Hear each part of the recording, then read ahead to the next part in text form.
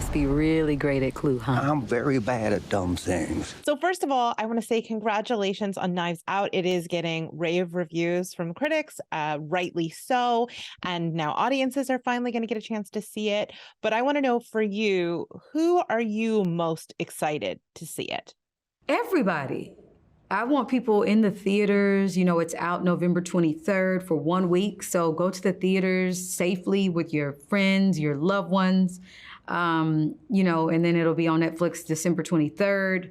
But I think it's one of those movies where like young people can see it, middle-aged folks, your great-grandparents, and have a really good time together.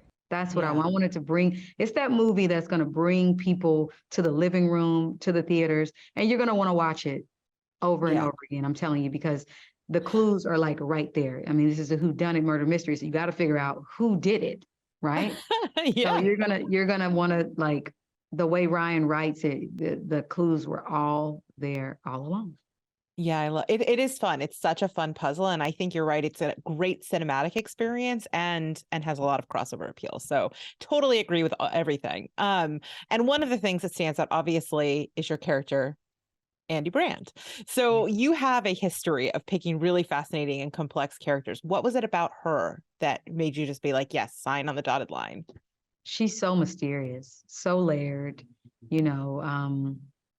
She's also super smart, and she's a tech entrepreneur. So she's in a world where, you know, not a lot of people look like her who sit in those CEO positions. And I love the fact that she wants to do good with her power, with her influence, and she's a gatherer. And she's also complicated. She has a complicated relationship with Miles Braun and the rest of the friends who get invited on Miles Braun's private island for a murder mystery party. And things just get wild and shit goes down.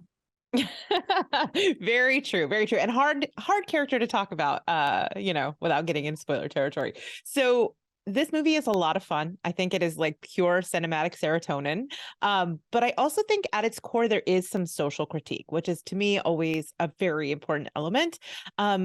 For you, was this time, like last time, it was sort of like 1% waspy people that were being critiqued. This time it's more the so-called disruptors. Was that a theme that resonated for you or was important to you? I think with Ryan, you know, as the writer who wrote this, I think in the same way, like as Agatha Christie, you know, who is a writer in the whodunit space and had come before Ryan, he wanted to modernize these characters. You know, she was really speaking to her times, and I think Ryan is speaking to his time, our time, this time that we're in. And it's so interesting, like with the characters, specifically with the Miles Braun, Edward Norton character.